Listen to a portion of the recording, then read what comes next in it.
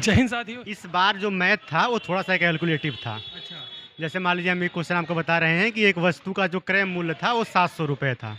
वो आप परिवहन पे कुछ पैसा खर्च किया हाँ, और उसके बाद उसको 1400 में बेच दिया। हाँ, ठीक है। प्रॉफिट परसेंट 30% था। हाँ, तो परिवहन पे कितना लगाया था हाँ, ये पूछा था। और मतलब जीएस जो था, हाँ, जीएस बेसिकली स्टैटिक जी के पूरा भर भर के थी। पुराने करंट अफेयर 2021, 22, 23 के भी कुछ क्वेश्चन थे। 2026 में शीतकालीन ओलंपिक कहाँ होगा ये क्वेश्चन आया था। अच्छा। और पैरा बैडमिंटन लीग 2026 में कहाँ हो गई हुई थी। ऐसे ऐसे क्वेश्चन आए थे। बाकी इंग्लिश इजी थी, रीजनिंग इजी थी। टाइम मैनेजमेंट एक मेजर गेम है और मेरे हिसाब से 125 के आसपास कटा। कितने आपने अटेम्प्ट करे? 164। 164। इंग्लिश में कुछ याद हो तो आप जीएस में, जैसे आपने बताया स्ट्रेटेजी के, स्ट्रेटेजी में कुछ याद है आपको कोई क्वेश्चन? जैसे मैंने आपको बताया कि करंट में पूछा था कि 2026 में शीतकालीन ओलंपिक कहाँ पे होगा। हाँ। और उसके बाद जो है हिस्ट्री से कोई क्वेश्चन याद आ रहा हो? हिस्ट्री से पूछा था कि मुगल काल के किस शासनकाल में मुगल काल का सर्वाधिक विस्तार हुआ था। विस्तार हुआ, ठीक है। हाँ। और जैसे पॉलिटिकल साइंस से पूछा था, जो हम नहीं किए हैं वो बता रहे हैं। वो पूछा था कि लोकसभा अध्यक्ष, राज्यसभा अध्यक्ष, इन सब का जो है वेतन वगैरह किस आर्टिकल में इस दिया। और उसके अलावा ये पूछा था, यही सब थे जीएस में। अच्छा, और बात करें जैसे पॉलिटिक्स कोई आर्टिकल वगैरह, जैसे और कुछ था जैसे? आर्टिकल कम से कम 6 क्वेश्चन थे। 6 क्वेश्चन थे। और ज्योग्राफी की बात करें?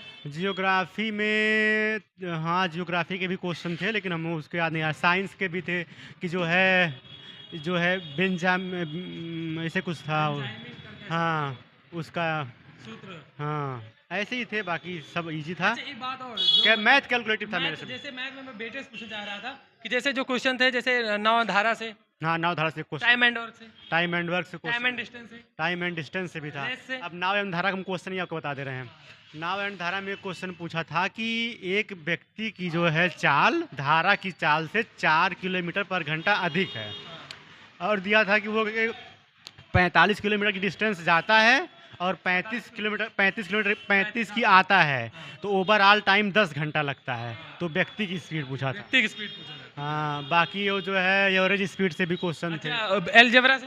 एलजेब्रा से एक क्वेश्चन था, सीधा x+1/x बराबर 2 था। अच्छा, x की पावर 4 प्लस 4 पूछा था। बटे x की पावर 4 पूछा था। पूछा था। अच्छा, कोई जैसे 3D से मेंसुरेशन 2D? मेंसुरेशन कटिंग वाला क्वेश्चन था 2D से। अच्छा।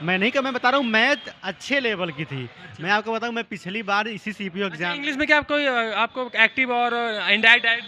नहीं, ना एक्टिव था ना डायरेक्ट इनडायरेक्ट था। वन वर्ड से 7-8 क्वेश्चन रहे होंगे, ईडीएम से 7-8 क्वेश्चन, बाकी सिनोनिम एंटोनिम यही सब थे ओवरऑल। बट हाँ, ठीक है, मैं पिछली बार इसी सीपीएम मेडिकल से आउट हुआ हूँ। अच्छा, मेडिकल आपने दिया है? पिछली बार कितना स्कोर किया था आपने? पिछली बार मेरा प्री में 152 नंबर था। ओवरऑल मेरा अटेम्प्ट आपने 168? 164। 164, मतलब एक्यूरेसी अच्छी रही होगी तुम्हारी। हाँ। अच्छा, इंग्लिश में, जैसे इंग्लिश में थोड़ा बात करें, एंटोसाइनो कुछ याद आ रहा है दिमाग में, या वन वर्ड या इडियम फ्रेज? वन वर्ड तो एक पूछा था, जो द गिफ्ट ऑफ गैब, एक मैं बोलने में हाँ, जो इलोक्वेंट स्पीकर हो, ये आया था। और उसके बाद जो ईडीएम पूछा था ना, वो जैसे सीधा ईडीएम नहीं पूछा था, वो सेंटेंस में फिट करना था। करके पूछा था। तो ये था, इस वजह से एरर वगैरह से? एरर से क्वेश्चन 2-3 थे। फिलर से?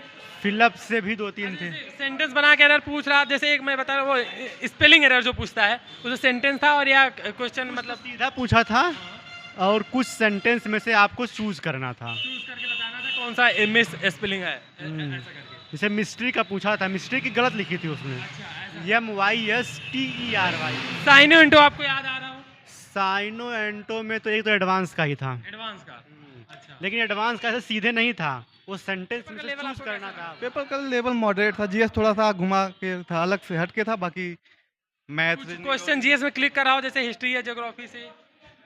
यार, जीएस के क्वेश्चन तो अभी नहीं क्लिक कर रहे हैं अच्छा, क्योंकि मैथ का लेवल क्या था? मैथ का लेवल बहुत ही इजी था। मतलब बहुत कुछ घुमा कर नहीं। प्रीवियस ईयर जैसे लगा के जाए तो उसी के अकॉर्डिंग पेपर? हाँ, अगर कोई कुछ बेसिक भी ज़्यादा- करके जा रहा है प्रीवियस ईयर का क्वेश्चन, तो आराम से कर सकता अच्छा, है। कुछ ज्यादा पेपर में कोई चेंजेस देखने को मिले? नहीं, पेपर में चेंजेस कोई भी नहीं थे। बस जीएस थोड़ा सा हर बार की तरह है, जैसे आता है घुमा आती वैसे आती। वैसे पूछ रहा है। बाकी करंट के क्वेश्चन करंट के क्वेश्चन कुछ एक थे, 2-4, ज़्यादा बहुत ज़्यादा नहीं थे। बहुत ज्यादा नहीं थे? नहीं। अच्छा, स्टैटिक पार्ट में जैसे बात करते हैं, हाँ, स्टैटिक पार्ट के क्वेश्चन थे, हिस्ट्री से थे, ज्योग्राफी से थे। नृत्य वगैरह जैसे जो हाँ, डांस से आया हुआ था क्वेश्चन। डांस हो गया, डांस में क्वेश्चन थे, प्लस आर्ट एंड कल्चर के काफ़ी सारे क्वेश्चन आर्ट थे। एंड कल्चर्स वगैरह से, ये हाँ। सारे साइंस से?